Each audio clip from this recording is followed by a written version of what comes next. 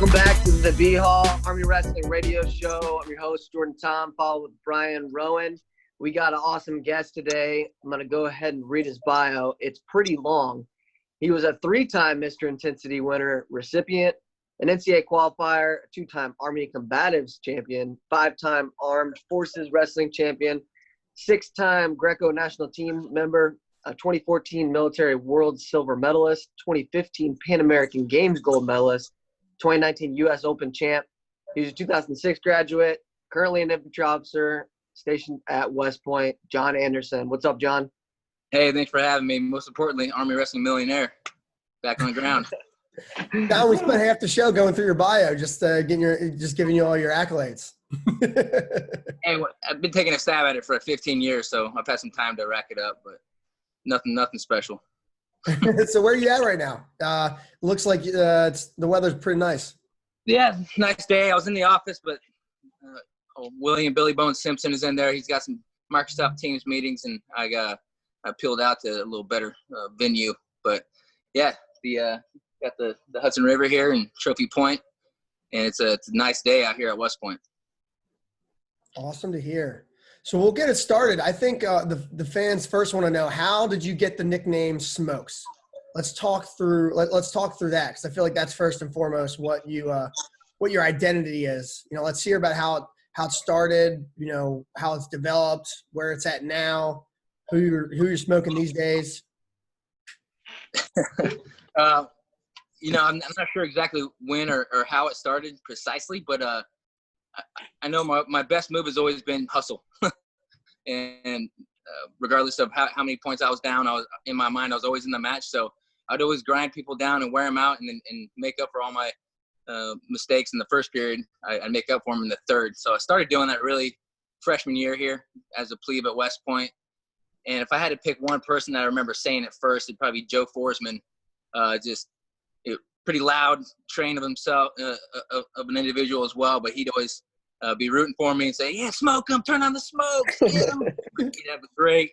I can hear him from the side, and you don't always hear people when you're wrestling, but I did hear him, and it just kind of took off from there. That every time I'd get into a barn burner of a match, and I hear that word, "turn on the smokes," it gets me to another level, and it's fun. It's funny. I remember my first experience, real experience. I mean, we've seen it in practice. You hear the rumors. And I remember plebe year, your first year, we were wrestling Hofstra. And I can't remember the guy's name, but that was back when Hofstra, when they had Tom Ryan and Hofstra was like legit. And the guy was, that guy was good. He was ranked like 16 or 17 in the country. I think you were down like 2-1 at the end of the first period. And then, like, second period, you may have got a takedown or two. And then the third period, this guy just broke. And this guy, I mean, he was in good shape. This was a good guy. And I think you beat him, like, 19-6 or something. Yeah, I remember he melted in the third. And that's the effect I have on some people. But as I get better with technique and level the playing ground, that gas tank comes into effect and brings someone that's actually a lot better than me technically. It levels the playing ground and gives me a big advantage. So wrestling's all about strategy. You don't have to have one thing necessarily over another, but if you use your whole skill set. But I've learned how to kind of tweak it over the years, and but there's no secret to it. My biggest strength is my gas tank and heart and everything else that BHAW stands for. That's what I rely on. Amen. How has it changed over time? Like, that's kind of like, has it developed? I know you have like the t-shirts and the brand, I saw a mask when I was up at West Point when we were talking, like that, I think Molly made, Yeah. how is it, how has it changed into like a brand, and, how have you molded it over time? Has it changed, or has it just gotten more intense as, the years have passed? I think it's morphed a little bit, but it's pretty consistent. It's the phrase, "turn on the smokes." It means more than just break somebody. It's bring the best out of myself. Get to a point where you don't think you can go anymore, and you bring it up one more level. So that's something that's sometimes I say it to myself. Rafferty talked about some self-talk, positivity. Those are one of the cue words or phrases that I use. Turn on the smokes. It also helps when I hear teammates yell it, or my wife or kids, and they're in the stands, and I hear my 6-year-old screaming, "Smoke him!" It really does help. So it's they're all in, and it's just part of who I am, who we are, and it makes any challenge kind of fun to see, how hard can I really go? Where's the limit? And I don't know if I found it yet, so I'm still pushing. That's awesome, John. I can imagine if your 6-year-old yelling smokes, that's gonna fire you up. Oh, yeah. My gosh. Yeah. So your bio was super long. You've done a lot post West Point era, but starting back when you came in, it's my knowledge you're a 125 pounder coming in. Yeah. Which is hard to believe looking at you now, but maybe just talk us through, starting wrestling. I heard you started kind of late in life. Talk us through that, and then kind of those first couple of years at West Point. Yeah, I mean, I grew up a military brat, so moved all over from Germany to lived in the South and Kansas, and never hit a school that had wrestling until 10th grade. So that was the first time I ever stepped on that. And I knew nothing about it. I never even really watched it prior to that. All I know is that they wore, spandex, and it seemed kind of weird at first, and wasn't sure what it was all about. But I was playing football. I was 5'0", 110 pounds my sophomore year, and I did the same thing on the football field. I tried hard. I outworked everybody, but I mean, you could pretty much hit me with one hand, I'd fall over compared to some of the big football players. But the football coach said, "Hey, you make a great wrestler. You have a lot of heart." I remember that conversation, and he introduced me to the coach. I went to practice, just in a pair of socks and gym shorts, and fell in love with the sport on that first day. I was like, "Hey, these guys are my size," and I didn't crush anybody by any means, but I realized, you know what, I kind of I like this. This is level playing ground, and if I work hard, I can get better. I can maybe start on the team. And that year, I wrestled JV at 112, just kind of my natural weight. The next year, had some really good coaches and mentors that encouraged me, got me on a good glide path, goal setting, really got into the mental skills that year, cut down to 103, made varsity, qualified for states. I think I had the most wins and the most losses on my team. 50, I was 37-22, I think was my record, something like that year. Gee whiz, that's a lot of matches. Yeah. So I grew a ton that year, got better, and then my senior year I was a 112 pounder again, and I was, by that point I was a solid 5'2" on my way up, and started talking to Chuck Barbie.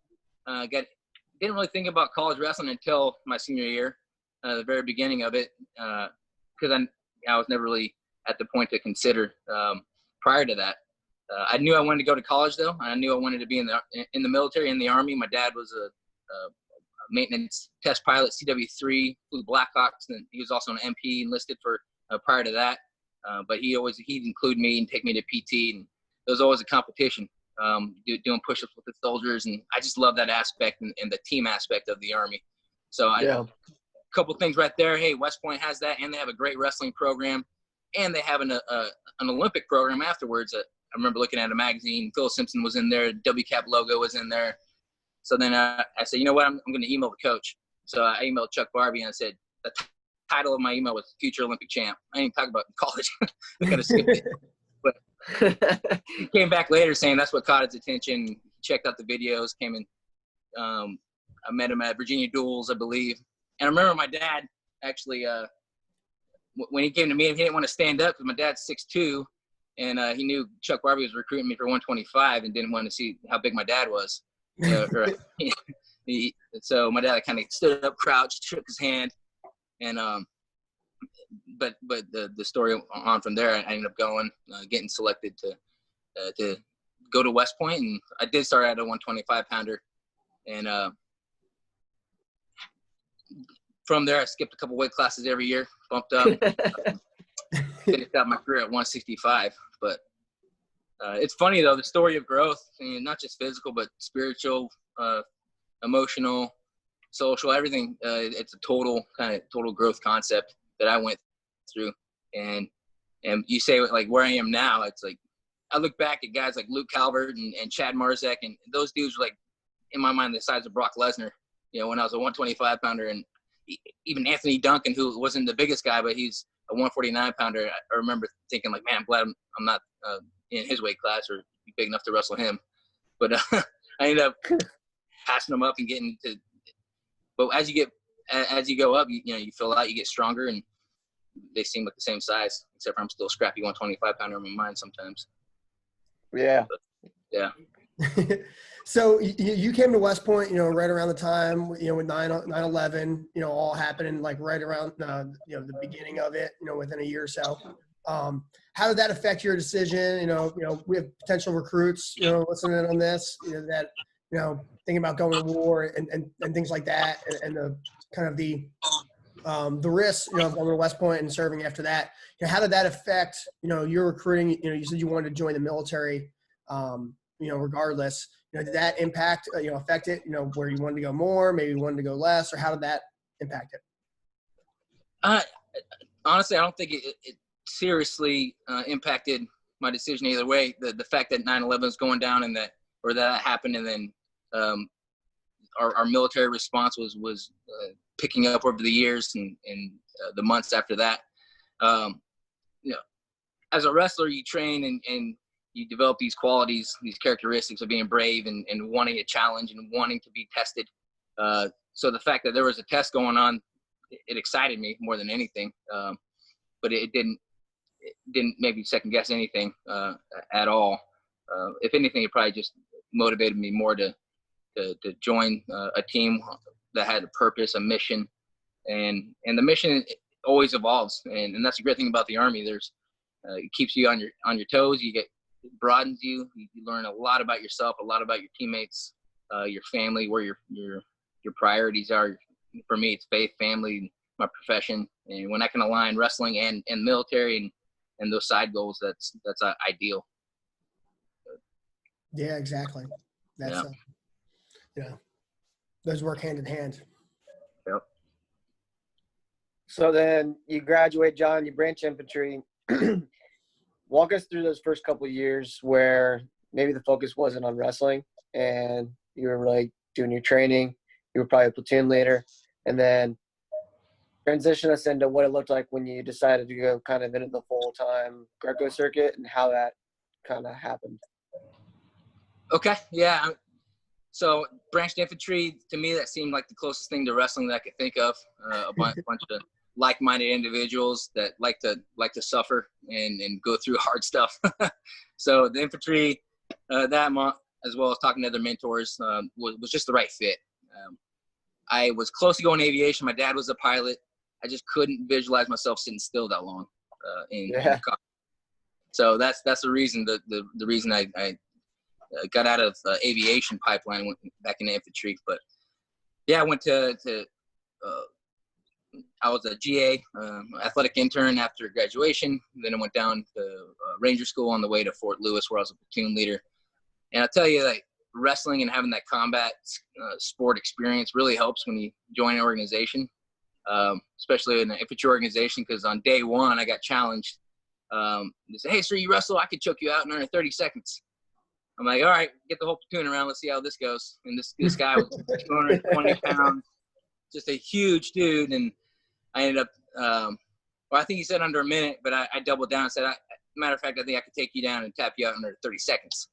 And that's kind of how that started. And so we, after closeout formation that day, we got about 50 people surrounding us, and we shook hands, and I ended up last double leg right to a arm bar in about 25 seconds. And how many soldiers have you fought just on a whim like that?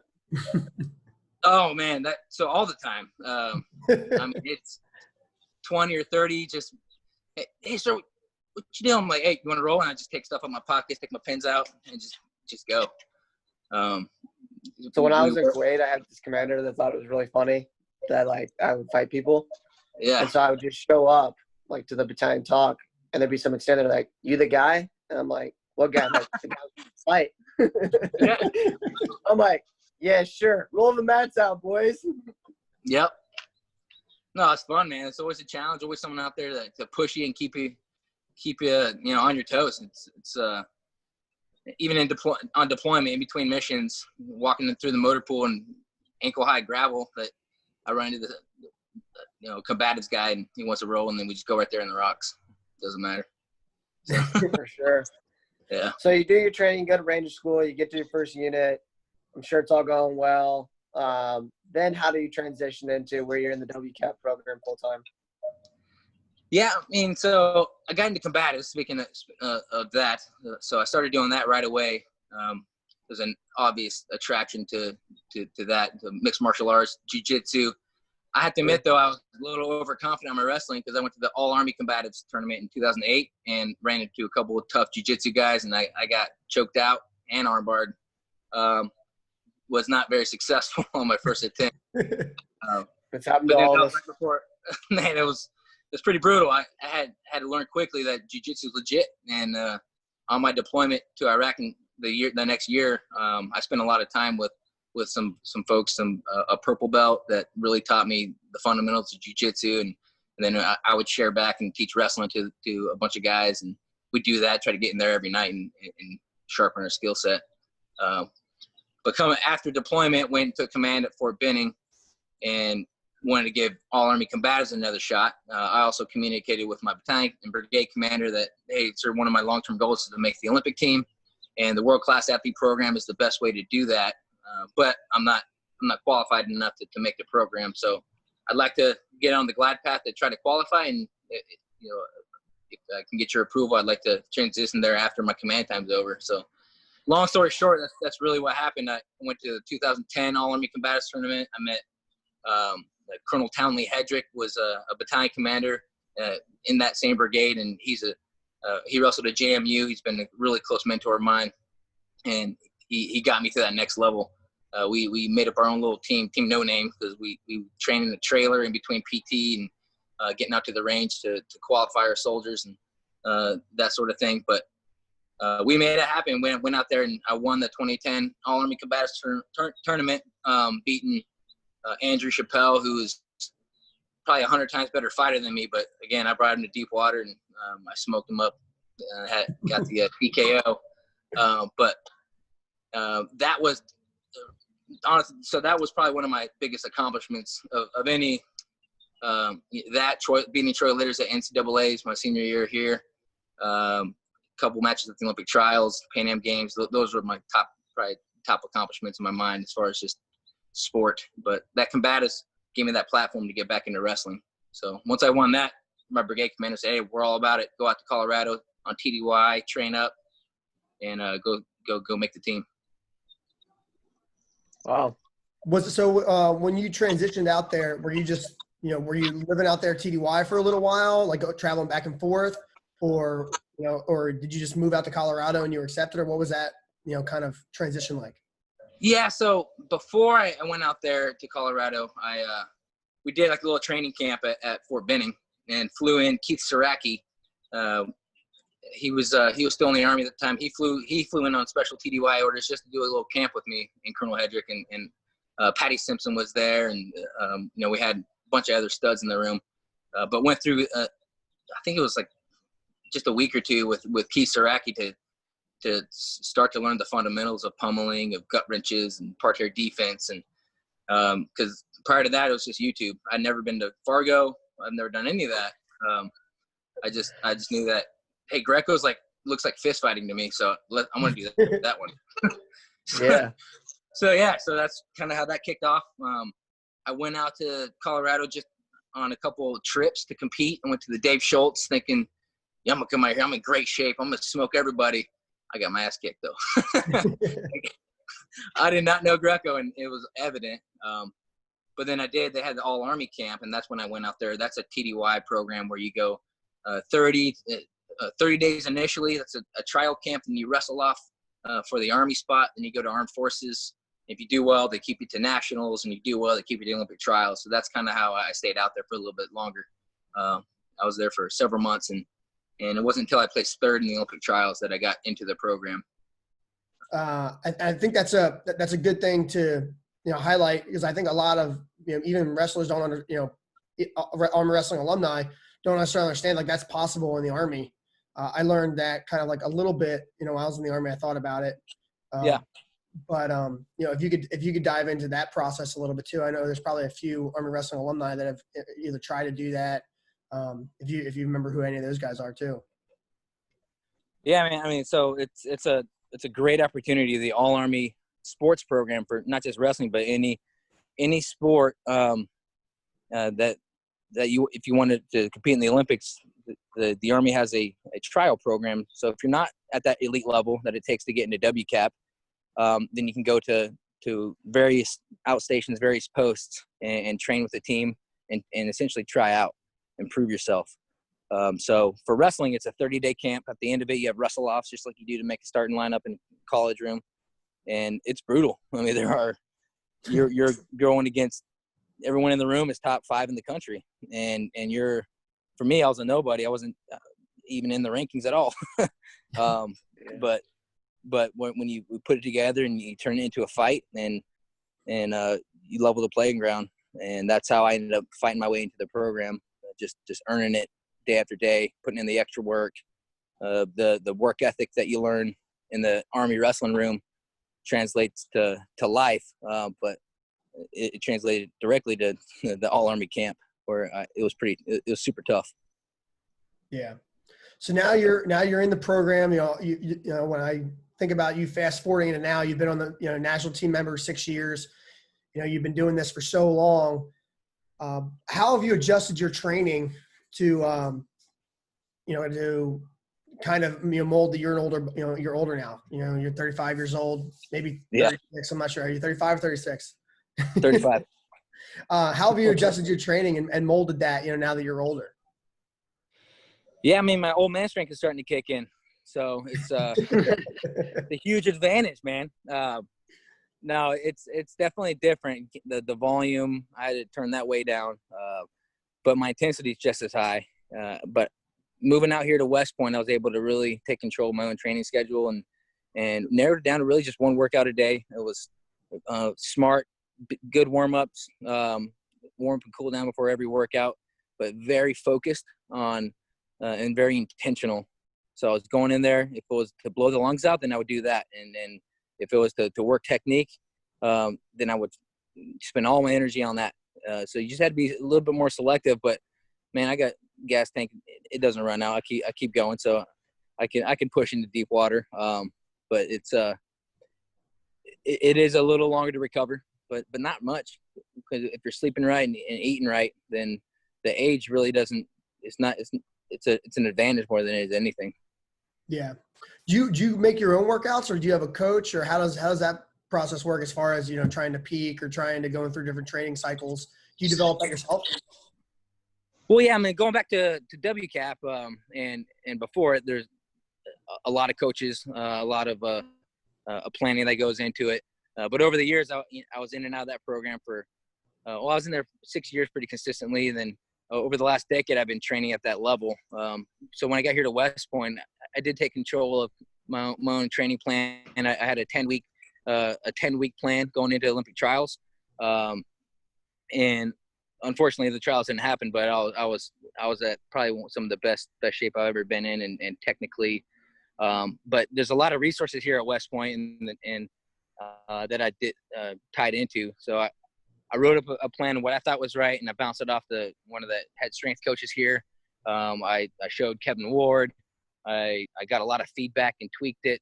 But the biggest thing is I can modify as I go based on how well I'm recovering. If I got an injury or tweak something, I don't have to necessarily do that workout at that time. I can shift it later in the day. I can postpone it a day if I had to. So that was really, really helpful. I think that kind of gets back at being a little bit older and just more mature, but also your body, you got to listen to it and be smart. The young guys in their 20s coming in, they can go through anything and be pretty much recovered that next day. Yeah. I think about that a little bit more, now that I'm working out a little bit more and doing in the CrossFit world. So I try to think about, I think about recovery a lot, from that sense. When we were talking last week and we were in one of in the prep school rooms in the gym, you just single arm snatched like 100 pounds, like it was a 10-pound dumbbell. Have you ever thought about getting into the CrossFit world? I know that question's on the dock, but I just thought of it. Oh man, that's it's just like a wrestling practice. I've been doing that for a long time. I think it'd be fun. I think I would have to get technically a lot better on some of those power lifts, but I do like any kind of competition. I bet you I'll be in one at some point. I like running. I like anything that challenges you, that physically or challenges the limits of human capacity, then it interests me. So, and I'm going to probably try to just set the record on it. Maybe after this Olympic cycle, you could get into that. Yeah, maybe. We'll see. I prefer to see him get in the cage. Well, the guy that lives by the mantra, turn on the smokes. That's what I want to see. No, man. I love being in the cage. That's a ton of fun. Well, John, one of the things that I want to articulate the right way is the uniqueness of your career. So I know that the coaching staff tells potential recruits and tells the guys on the team, like, hey, when you're done, like, wrestling doesn't have to be over. You can go in the WCAP program. You can continue to wrestle and compete and work to your goals of being an Olympic gold medalist. But for you, it was really interesting because you kind of went in and out of the program some. You continued to serve. You went on multiple deployments. And I think that's unique because you were training, like, on your own. Like, there's a story about you, like, getting a mat shipped out to Afghanistan, I remember reading. And you're finding random training partners. You're talking about one of your battalion commanders wrestled JMU. Just all this stuff is maybe not the normal way that someone would go about an Olympic dream. So it's intriguing. Maybe just talk about I definitely want to hear about the mat in Afghanistan, but, like, what was it like kind of going in and out of the program like that?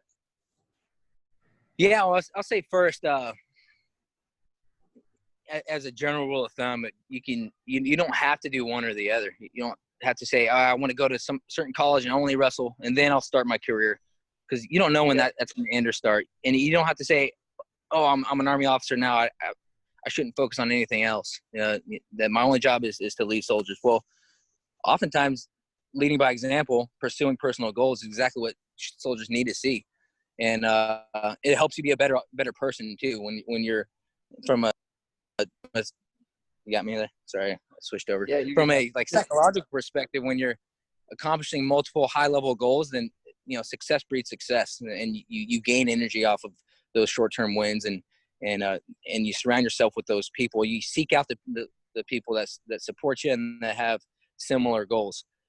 So I was very blessed and fortunate to find a lot of those folks early in my career to help navigate the certain gates you have to get through, company command, battalion S3, battalion XO time, broadening assignments, how we can work in, I guess, mesh the two goals together like I've been able to do. So got to be creative, and you can do both.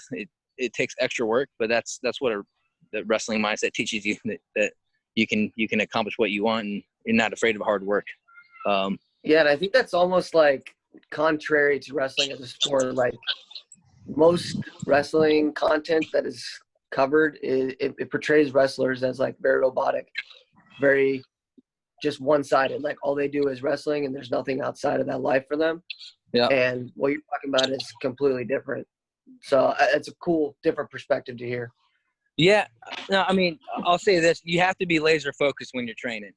But you can't train all day. And if you spend all your time and make your only identity around being a great wrestler, then I don't think that's super healthy, because at some point your wrestling career is going to end. You're going to get injured, and I don't care who you are, you're going to lose at some point, and you have to lose in order to win. And that's, if you have a healthy, balanced mindset and balanced lifestyle and family priorities, and your faith is strong, then you can continue to improve. And that's what it's about. It's not about perfection. It's about keeping all your goals in balance and working hard towards them. I'll say that if it was only that, NCAA wrestling, you still got to go to class. You still got to study. You have other things you have to do. And if you're going to say that that's going to keep me from getting my goal, then you're probably not going to get to your goal anyways, if that's the mindset you have. So I did grad school while I was at WCAP too. And based on the study habits I learned from West Point, grad school was relatively easy, but it was also a welcome break from, just thinking about my next lift. I was like, all right, no, let me write a paper. I ended up picking wrestling topics most of the time if I could, but but I still got, that master's degree complete, and it was a good balance. Taking vacations with your family, that's important too. Now, when I do, one of the first things I look for is a gym nearby and make a little plan in my head. I may not broadcast that right away. But that's always in my mind. And the same thing in Afghanistan. As soon as we landed, got to our base, security set, then I look inward and like, all right, where's the mat going? That's my next thought. So how did you get this mat there? So I reached out on let's see, went back. So Timmy Hand's 5-point move. Are you familiar with that website? It covers strictly Greco-Roman wrestling. Mm-hmm. So I reached out to him. I was like, hey man, I'm out here for 9 months. I need a mat. Let's see if we can make it happen. So he posted on social media, Facebook and Twitter, I think. And then Kevin Roberts out with Reslight Wrestling. He's like, I got you. Within 15 minutes, he said, let me know where to send it. So he sent a brand new mat to Fort Carson on his dime, donated it. I mean, it's a very expensive, nice mat. It was, I think, 18 by 18, a flexi roll, kind of lightweight. And he got that to Carson. I called back to Carson, my rear detachment, and they had a containerized kitchen getting shipped out. That was a late deployer to Afghanistan. So we shoved it in between like the pots and pans and stuff in there and shipped it to Afghanistan. It arrived to another base about an hour helicopter ride away from our base. And then one of my LNOs was at that base. And I said, hey, grab the mat, get on the next helicopter coming over. So he strapped it to ammo crates coming out to our spot in Afghanistan. And then carried that. Also carried we had a throwing dummies and a suplex bag too. So we had a good little equipment set. But like I said before, you don't need that stuff. That just made training a lot better. But we still fought in travel and we did other things. But we actually got after some good Greco, some good throws. We had crash pads, mattresses that we probably that weren't being used, that kind of thing. But so John, I remember you having like a really good relationship with Doc C. In our your first year, my plebe year, we have visits. You have a master's degree in sports psychology. Talk through the Center for Enhanced Performance, your role, working with them as a cadet, and then now becoming almost a leader in the field. Talking, going back and talking, to athletes and soldiers about it. Remember when you came to do the wrestling clinic, in North Carolina? We had a whole segment, just talking about mental preparation and things like that. Can you dive into, the beginning of you learning that and how it became a passion, and how you're using it now? Yeah, so starting back in high school when I started wrestling, I really learned that the training your mind has benefits. That setting clear goals, doing what you say you're going to do, following through, and then so I was introduced to it as a high schooler, and then I got here and they had the whole Center for Enhanced Performance focused on it, and I used it consistently throughout the years. Really got into it my senior year, and I think it's one of the things that got me to that next level. But the mind is a weapon. You can, and it's a muscle. It's a muscle that you can train. A lot of people are afraid to talk about it. They think if they're working on their mental skill set, then something's wrong with them. But it's the same way you work on. You do bench press because you want to get your chest stronger. You do stance in motion because you want to get your legs stronger and that form better, right? So the same way with your mind, it's a muscle. You just work it, train it. There's specific skills you can work on: controlling your attention, managing your energy, deliberate breathing. These things are just skills that you can practice and improve, and they directly impact performance. So Doc Z worked with a few others here at West Point on formalizing that, implementing it, writing my goals down, practicing different mental skills in practice, in matches, and I've just continued to work on it over the years to the point where I got my master's degree in it now, and I really, really think it's an art and a science. There's physiological benefits you can tell right away.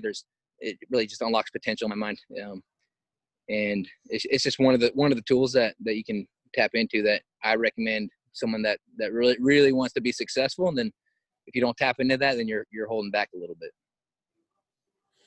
Yeah. When you do these little seminars with soldiers, I'm sure it can be different, probably talking to, wrestlers about it. If you're talking to recruits or if you're talking to soldiers, does that conversation like change, when you have that role talking to soldiers as opposed to, talking to wrestlers, or how does that change?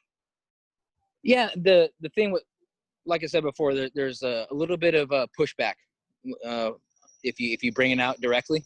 So I always just try to sneak it in there.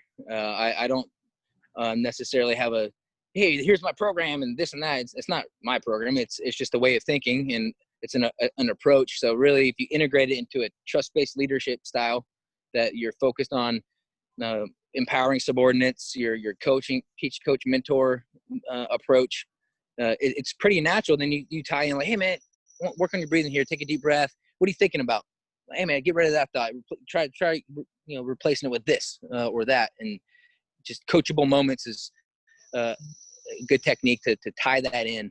But really,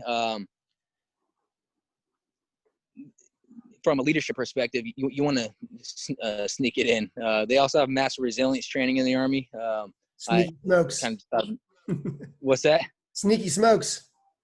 Yeah, sneaky smokes. But one of my first sergeants was kind of big into the same thing with massive resilience training, and he would try to sneak it in as well. And after talking for a little bit, he'd just walk away, be like, "You've been MRT'd," and walk off, and like, "Damn, he got me." He was talking about gold, and he didn't realize it, But that's kind of it's a culture that you got to shift. That we're all here learning together, trying to improve, and be the best teammate we can be. But it starts with leadership, engagement, and shifting that culture to a growth mindset. Appreciate that. I'm sure you could dive into that for hours upon hours. Oh, yeah. We'll have to do a special segment just on that aspect, probably. That sounds good. Well, so you've certainly done a lot of unique stuff, Jon. Want to hear what's next for you? You're moving up to Carson, right? Yeah. I got here to West Point, and this was a broadening assignment in the military side. I did my key development time. I was a battalion S3 and XO at Fort Carson. I was able to transition to that job from WCAP. So I was at Fort Carson for a while. So looking at career glide path, I wanted to get broadened and want to go to a new assignment, but I also still wanted to train for the Olympics. West Point was the perfect place to go. Everything really did line up well. I was able to, most importantly, reconnect to the team here, to the I think what Ratinsky put it was, when he was describing BHAW, was the decades of tradition and legacy in the Army wrestling room and at West Point in a broader sense. But reconnecting to this place and to the special things that happen here, it really is a special place. But with COVID and everything else, I had to kind of relook at my timeline. Kevin Ward mentioned in his episode that look on the glide path to battalion command, and that's what I'm balancing right now. I want to be a battalion commander, and I want to be an Olympic champion. I can do both, and I'm going to do both. I'm going to set myself up to succeed as best as possible. So I want to keep myself in the fight in both arenas. And I had an opportunity that opened up at Fort Carson at the Security Force Assistance Brigade, and as an S3 back there, and joining a great team. So that opened up, and I volunteered to go back there. But as you know, WCAP's still there, the Olympic Training Center's there, and I still have a lot of Army West Point brothers to train with as well in between now and then. So going back later this summer, I'll be PCSing and joining the SFAB team, and I'm really excited to do that. They have a great mission, and it's all about advising and assisting our allied partners and foreign armies, and we're really to me it sounds like a lot like coaching. And building a winning team. So I'm excited to contribute to that mission, and then be at a place where I can really set my family up for success. We still have a lot of friends and family there, so that's another bonus. Meet that family goal and that personal goal, go get back on the mat again. Yeah, well, I know West Point will hate to see you go, not just the academy, but the program, everything you brought to the cadets and coaching staff the last couple of years. But congratulations on going out to Fort Carson. Definitely an awesome assignment, and it'll be great for you. But what's your next international, or doesn't have to be international, what's your next competition? Do you have anything lined up? So right now it's USA Wrestling hasn't posted all the senior events that are going to happen. it may be Olympic trials the next time I actually compete, and that's next April tentatively right now.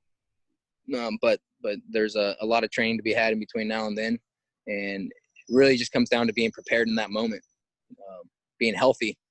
You hear there's endless amount of people that were at their peak and missed out on opportunities, just simply rolling an ankle or getting hurt. So staying healthy is tricky, but it's all part of the game, and to see who rises through those challenges. The rumor right now is there's a 2020 World Championships in December. You in on that? I'm down if they do it. We'll see. Yeah. I'll never shy away from a competition. I like competing. It's fun. It's why we do what we do. And it's a chance to just see where you are and test yourself. And I'm always ready for the challenge. But we'll see, one day at a time right now, transitioning the move from here to there. And we'll see with the new way of life through the COVID pandemic, if we can adjust safely and continue to compete in a safe way. Yeah, I guess, before we transition into some other, kind of future questions, things like that, what does the summer training look like for the cadets? You being in a leadership perspective, working, I think you're like the FOB mayor for Buckner coming up. I know a lot of our listeners are alumni. What can they expect for the cadets in the future? We've heard a lot of the graduation class and what that looked like. What's ahead for the incoming classes. Yeah, man. The West Point is open for business, and so is the Army in that matter. That we are safely training and executing our cadet summer training goals here, and then our combat readiness outside of West Point. We are open for business and back on a training glide path with certain factors, wearing masks like this here, and we're doing social distancing, and we do have controlled monitoring and testing when cadets come back in for summer training. So there's a little bit of a additional time there for monitoring period, and some of the actual training has been condensed, a little less volume, but they're still meeting the requirements throughout the summer. So the summer looks busy. I'll tell you that. I was a lead planner, one of the lead planners for the reception, staging, onward movement, and integration RSOI for the class of 2020. And that was about 90 days straight of planning and MDMP and rehearsals and everything else that you got to do to execute that. And that went off. We executed that, and it really was just great to see the graduation happen. And it was a great symbol of strength for America. And I'm proud to just be a small part of it. The same thing's going on now as we continue to pull people in and get them ready. New cadets coming in, our days happening, all that kind of stuff is going to happen, just a little different than it has in the past. Well, I got a special guest. Oh, who we got? A special guest. Billy Bones Simpson. Whoa! What's up, Willie? This is 6 feet, just Yeah. in case you're wondering. That's right. Optical illusion if it doesn't look like it. So we work in the same office in the building right there, and our desks are right next to each other. So we often are typing out some assignments or whatever we're working on. Just hit him with the drop kick, or he'll come and he'll put an arm spin on me when I'm not looking, that kind of thing. But Pretty intense op cell we got going on there in ODA. yeah, we should probably pad the walls. But Hey, John, did Willie tell you about me beating him up on his front lawn last week? No, I didn't hear that. The worst thing he did was scuff up my shoes. Got some grass stains on it. No, we have a good time though, man. It's we're blessed to be here and be at West Point, and this community, this culture is really, it's all about winning matters, that all that kind of stuff. But really, it's a lot of fun too, because winning's fun. What you got, Billy Bones? It's good stuff. I can't wait to listen to it when it gets posted. Episode 6. Right on. Yeah, I think we're coming to an end. So, John, unless you got like a funny story or something for us, that's all the questions we got for you. Yeah, man, I appreciate you guys doing the BHAW radio. I was telling Brian the other day on a phone call that this, and then just the new energy in the wrestling room and the outreach that Coach Ward is doing. I'm feeling a big benefit of it. Emotionally, I feel more connected to my classmates. I've talked to folks over email and phone call that I haven't talked to in years. And like Kevin said, we can go from 15 years of not talking to 15 months of talking. That's a little bit better. So working that way in that direction, I appreciate what you guys are doing to help spur that and kind of rekindle some of our connection and our relationships here. The brotherhood, heart, attitude, warrior. It really does connect all the classes, and before, present, and the future. It's great to be part of such a good legacy, and that's one thing that I'm guilty of not doing that well is staying connected to people. But I'm still working on it, and I appreciate you guys helping me.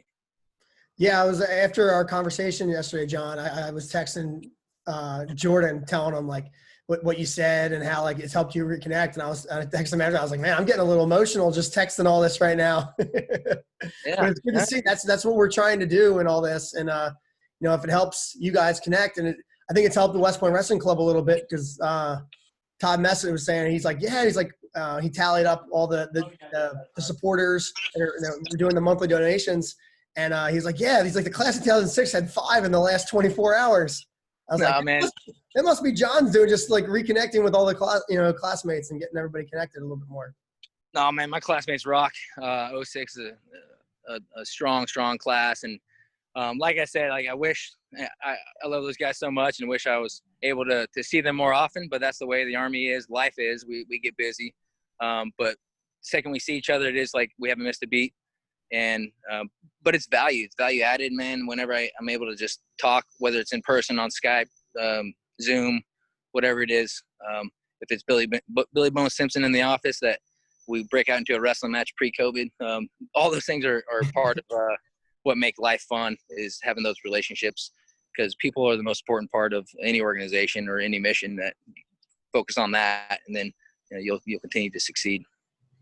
John, we appreciate you having on the show, and we'll have to do a follow-up show with all your sports psychology and really dive into that. So there's more in store for future episodes with you. I have some other questions I want to dive into later too. Yeah, we can do that. That'd be great. Awesome. Well, it was great having you on the show. Yeah, man. Shout out to Mac Attack and Teddy Bear at home. They're being good little champs through this whole COVID-19 process. And those guys really are a motivating factor, and Molly at the house and by my side throughout this whole journey. Having that family strength is critical. So big shout out to them. Thank you guys. And thank you all. BHAW, Jordan, appreciate you guys helping out. And anytime you need anything from me, let me know. Awesome. Hey, best of luck, John. Keep smoking them down. Turn on the smokes. Thanks for tuning in to the BHAW Radio Show. If you like what you heard, be sure to subscribe and leave us a 5-star rating on your favorite podcast platform. If there's something you'd like to hear on a future show, reach out to us on any of our social media, Instagram, Facebook, or Twitter. Or you can reach us at email, bhaw.radio@gmail.com. We'd love to hear your thoughts, and as always, go Army, be Navy.